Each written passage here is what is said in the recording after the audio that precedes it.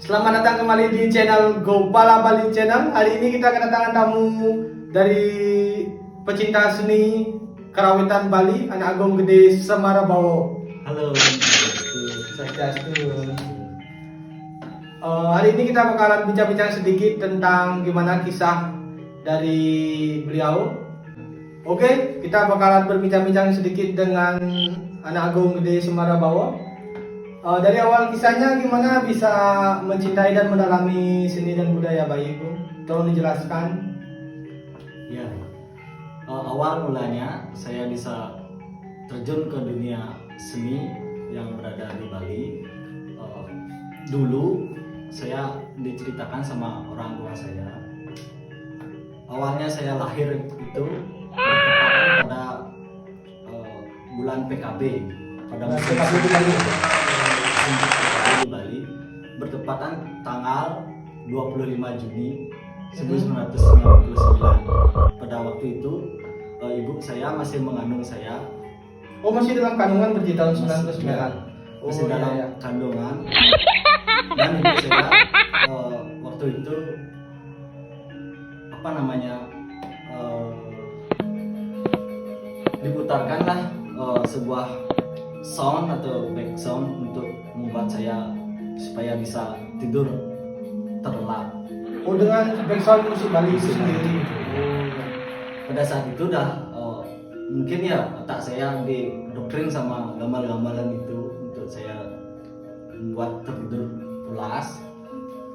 Jadi otak saya dengan sendirinya terngiang-ngiang alat musik tersebut gitu.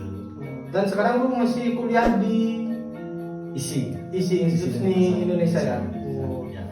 Gimana semenjak sebelum kuliah di sana, boleh tahu sekolahnya di mana mungkin? Nah, begini, saya dulunya waktu SD ya, waktu SD saya sekolah di SD Gentong, Ya. SD Gentong. Terus saya beranjak ke SMP dan mulai terjunnya ke bidang seni itu. Di SMP dulu, SMP-nya SMP seni atau Enggak, bukan. belum. Masih umum, SMP umum gitu. Ya. Setelah itu barulah saya beranjak ke dunia seni, artinya lebih mendalamkan lagi dunia kesenian gitu ya.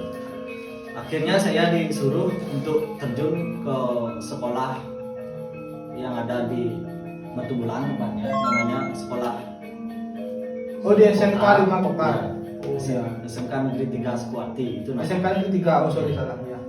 SMK Negeri 3 Sekuati. Oh, di sana udah mendalami emang khusus SMK-nya buat kerawitan gamelan Bali gitu. Ya, di sana memang khusus untuk sekolah-sekolah yang ada berbakat untuk kesenian. Di sana ada khususnya Di SMK 3 Sukawati. Tempatnya yang di Batu Bulan ya? ya, Jalan Tak Indah itu. Yang di Batu Bulan itu. Jadi setelah gimana keluh kesahnya selama ini, mungkin ada banyak kendala atau gimana gitu saat mempelajari instrumen, apa yang paling sulit untuk dipelajari selama ini? Nah, Bagaimana? bagi saya untuk tingkat kesulitan dari instrumen itu, saya menyadari tingkat kesulitannya yang paling tinggi adalah teknik permainan riong. Permainan riong. Instrumen Apa yang riong. membuat dia sulit itu permainan riongnya itu? Karena instrumen riong itu dia memakai dua tangan, Ya. dan pada waktu saat memukul itu ini berfungsi untuk Menahan, menutup ya. suara dari instrumen itu. Mm-mm. Gitu. Pada saat gending atau tempo yang pecah, nah disitulah tingkat kesulitannya. Kesulitannya Ya. sendiri. Gitu. Jadi bagi saya tingkat kesulitan yang rumit dari gamelan Bali itu adalah instrumen riong. Gitu. Dan di mana biasanya pentas yang membuat Gung paling berkesan itu? Dan apa yang membuat Gung paling berkesan pentas di mana? Coba kasih tahu para pemirsa semua. Jadi selama saya terjun di dunia kesenian ini, saya yang paling terkesan menurut saya untuk di dalam pementasan tersebut adalah di panggung terbuka Arga Chandra. Di Art Center. Center itu sendiri. Oh, pada saat pesta kesenian Bali pas. Gitu, ya. Oh, iya. Di sana waktu itu saya punya keyakinan untuk engke cara aneh Rago Pangidang itu menggambal gitu. Oh, bagaimana caranya biar bisa pentas di sana? Iya. Itu paling terkesan buat saya. Dan untunglah Pada tahun berapa itu? eh, kurang lebih berapa itu ya? Tahun 2010-an.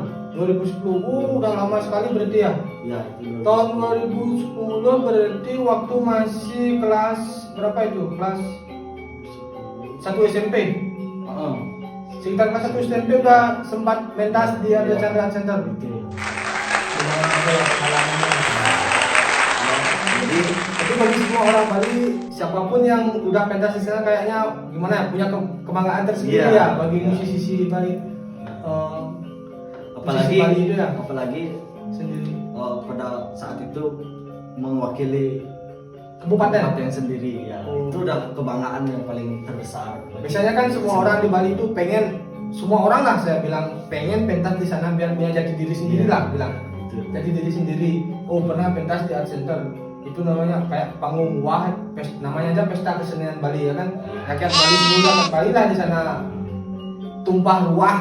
Ya, apalagi Seninya. dari kabupaten yang beragam Iya. gitu ya.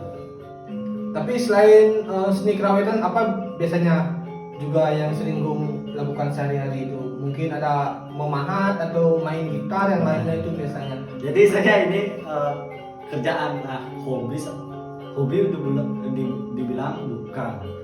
Jadi suka-suka aja, artinya bernyanyi gitu. Bernyanyi. Biar suara tidak ini tidak sebagus-bagus gitu. Ya yang penting kan sehari-hari ada mungkin selingan apa itu gitu. Ya.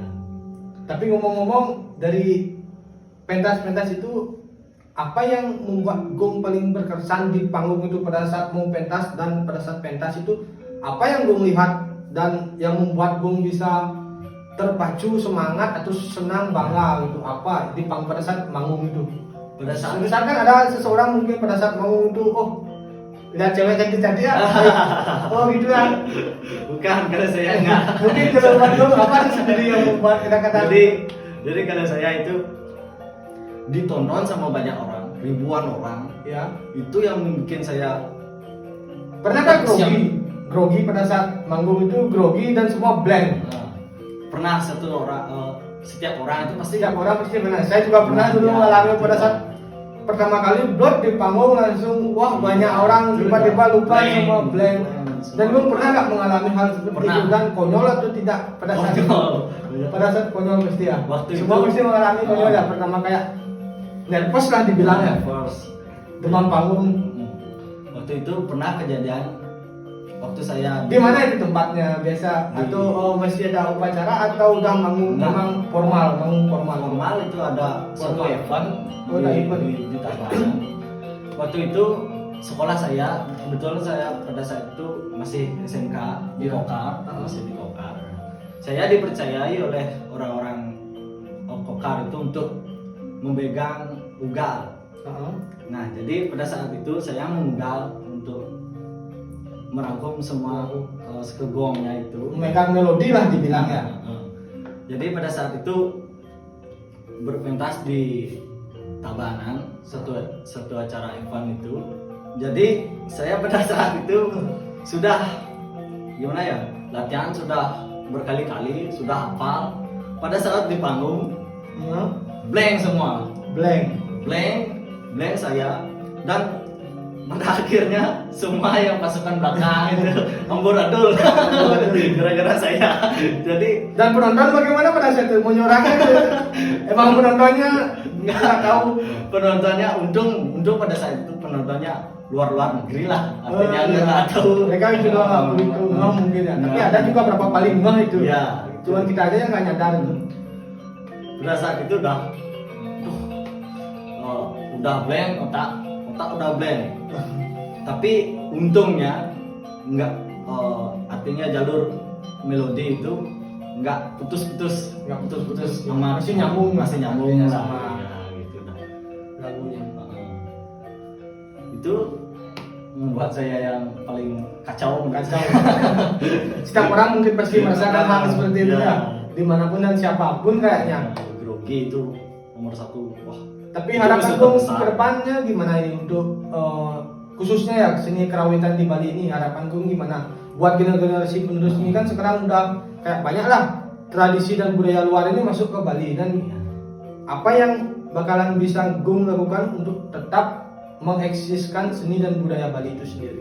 Jadi harapan saya terlebih dahulu untuk para seniman-seniman muda atau seniman tua itu, janganlah kalian berputus asa untuk melestarikan seni dan budaya. Hormatilah seni budaya itu sebagai Warisan leluhur kita. Warisan leluhur. Dan juga kita tidak bisa lepas dari seni dan budaya karena bersatu dengan adat, agama dan budaya kita. Itu dah keunikan seorang di Bali gitu. Nah, jadi harapan saya untuk regenerasi berikutnya, belajarlah dengan giat, jangan sampai seni dan budaya ini putus, karena seni budaya inilah Bali bisa Eksis sampai sekarang di mancanegara ya, banyak wisatawan ke Bali itu ya. Kalau dibilang sih ya lumayan lah menarik daya wisatawan untuk datang ke Bali dengan adanya seni dan budaya Bali ya, yang sangat unik mungkin. Karena seni Bali bisa terkenal, ya benar itu. Tapi kan sekarang masih banyak lah anak-anak zaman sekarang itu ya, banyak anda main HP, semuanya pada main games online gitu. Gimana itu tanggapannya, kayak apakah mereka bakalan lupa atau mereka belum waktunya sama kayak Gung dulu?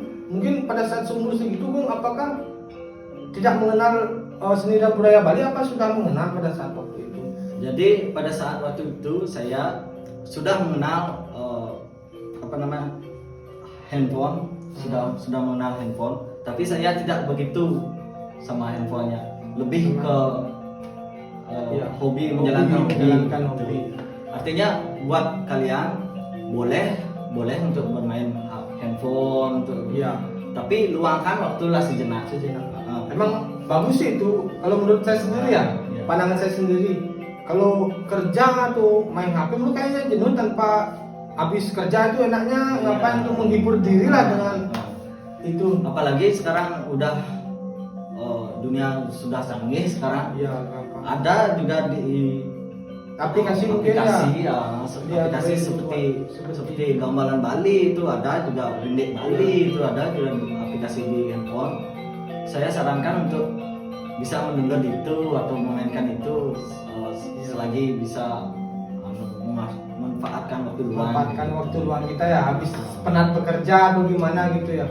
Tapi sekarang kesibukan gue masih ngajar-ngajar gitu ya, masih ngajar, masih kuliah gitu. Masih kuliah juga. Tapi sekarang udah mau lulus atau sekarang udah semester 8 ya. Semester 8. Oh, berarti udah mau sudah berarti. Ya. Selamat. Lagi sedikit aja. Sudah nengel jadi. Tapi kalau boleh saya nanya, habis kuliah mungkin ya, setelah lulus dari Institut Seni Indonesia itu maunya kedepannya Gung sendiri kayak apa gitu, mau gimana? Kalau boleh tanya.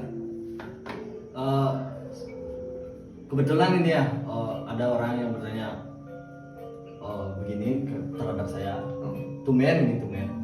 Jadi apakah saya masih rancu tetap menekuni di sana, khusus di sana, atau mungkin bakalan mengembangkan itu menjadi agar lebih gampang dikuasai dan dipahami oleh anak-anak muda itu? Kalau menurut saya sekarang kan anak-anak muda tuh agak rancu dengan itu. Apakah Gung punya kreatif ide sendiri untuk membuat daya tarik sendiri untuk anak muda sekarang biar mereka bisa kembali gitu? Jadi saya punya sehabis saya lulus dari sekolah saya ini, saya ada keinginan untuk membuat sanggar untuk anak-anak muda-muda sekarang biar dia bisa mewarisi lagi ya seni dan budaya itu. Dan rencana saya sih setelah lulus dari ini, saya mau jadi, ya mudah-mudahan bisa menjadi guru ya. Guru cita-cita. Tapi masih tetap di guru Di seni, di ranah seni. di ranah seni. Iya. Mungkin masih sekarang berarti masih ngajar-ngajar. Mungkin gimana keluh kesahnya pada saat mengajar-ngajar anak-anak muda itu sekarang itu gimana? Di kesulitannya gimana dan apa yang mereka perlu lebih perdalam lagi? Jadi waktu itu saya punya pengalaman untuk mengajar orang yang dari nol untuk belajar untuk pesta kesenian kesenian dari nol. Itu susahnya adalah mereka tidak tahu menahu untuk bagaimana caranya memainkan gamelan itu, memainkan gamelan itu dan bagaimana teknik-tekniknya itu udah yang paling susah. Dan kebanggaannya di saat mereka tidak bisa memainkan alat tersebut dan menjadi bisa memainkan alat tersebut, di sanalah kebanggaan dari seorang guru tersebut. Iya. Setiap guru pasti punya kebanggaan sendiri pada saat muridnya udah sukses dan bisa ya. Iya, sanalah kebanggaannya. Tapi sekarang masih ngajar di mana aja mungkin kalau boleh diketahui? Mumpung Di Banjar sendiri mungkin ya.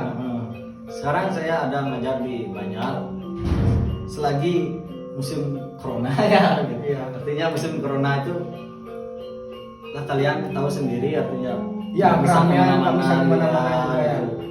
Susah jadinya untuk mengajar-ngajar ke tempat lain gitu. Kali hanya di Pada saat mengarang lagu, Bung mencari inspirasinya di mana gitu buat bikin lagunya itu sendiri, mencari inspirasi di mana? Mungkin di kamar mandi atau pada saat jalan-jalan sama pacar mungkin nemu inspirasi ini. Saya ditanya kalau masalah inspirasi itu saya tidak berani untuk mengejudge, artinya saya diniman inspirasi, tidak berani Tidak begitu. berani gitu. Artinya inspirasi itu datang dengan sendirinya. Datang dengan sendirinya. Kadang-kadang saya di toilet lagi BAB itu, truk itu ada inspirasi. Bagus kayaknya untuk dijadikan sebuah lagu gitu. Kadang-kadang di jalan. Kalau enggak lagi mumet-mumet itu, saya pernah waktu ini melukat. Kayak mandi, artinya di sungai itu. Mandi di sungai air suci lah. Iya, air suci. Di sana ada untuk mencari inspirasi. Ada dia. Mau dia ada inspirasi itu.